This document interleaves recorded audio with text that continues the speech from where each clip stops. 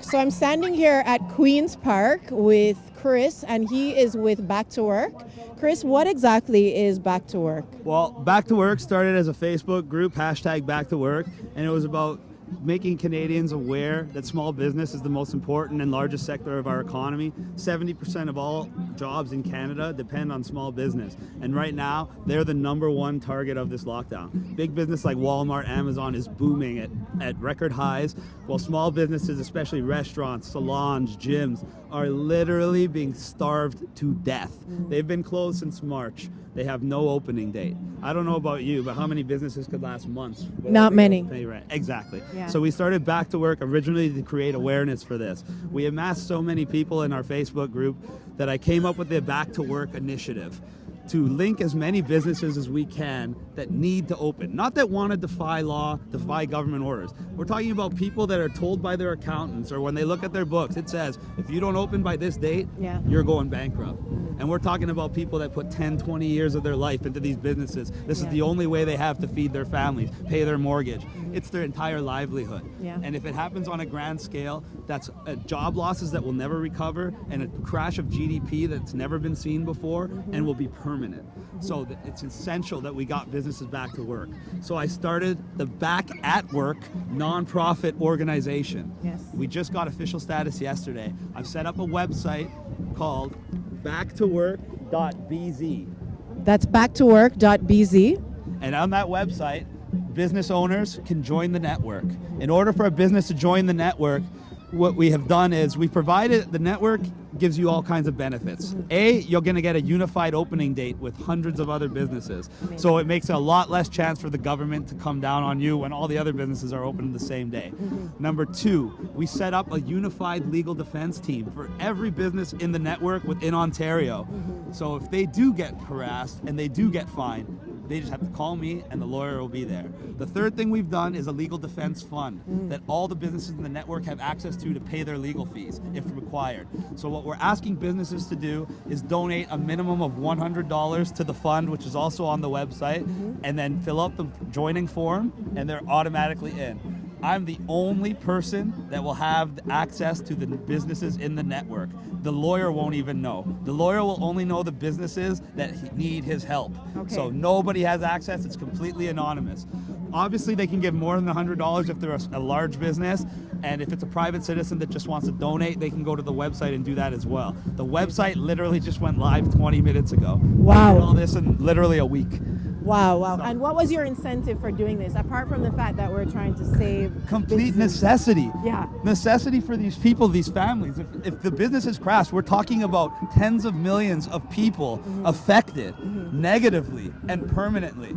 It also exposes this lockdown for what it is. The lockdown is now completely for political purposes. They said it was about flattening the curve. We have 500 hospitals. As of yesterday, there was 833 patients in those hospitals. That's less than 2 people per hospital. Absolutely. Yeah. I think that you can consider the curve flattened. I think it's time we can get people back to work. But instead, what are they doing? Threatening you. If you go to work, we're going to fine you. We're going to take your license. What are they telling big business? If you have a business, keep it going. Yeah. If you have a business worth $300 million or more, they will loan you as much money as you need to survive. But guess what you have to give them? A % ownership of your company.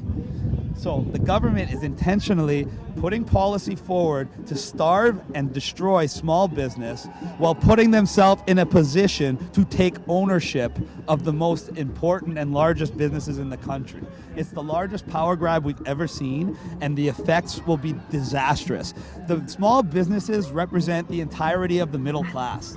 If the small businesses fall and those people that were now part of the GDP and part of the private industry are now unemployed, they have no choice but to go on government assistance.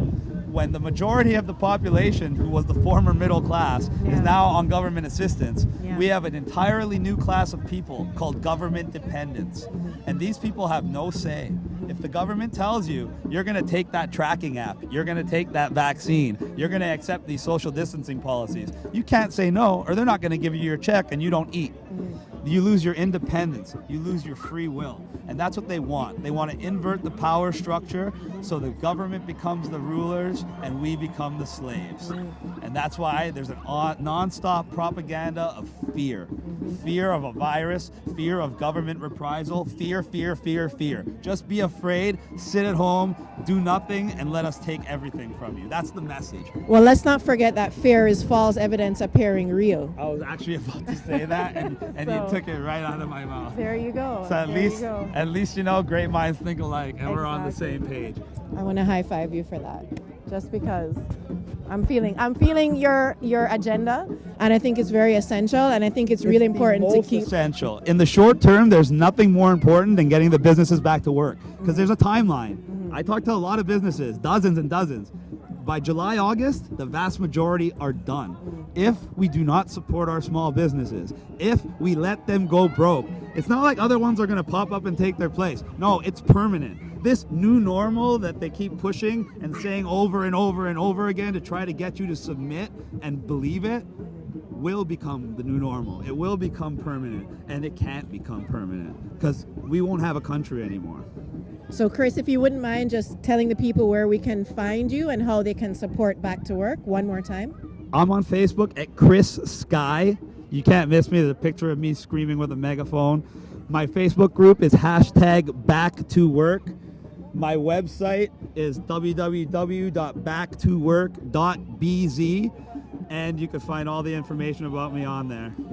Thank you so much, Chris. And I'm happy to talk to anybody, anytime, any business. If you want to meet me in person, I'll explain everything to you in person.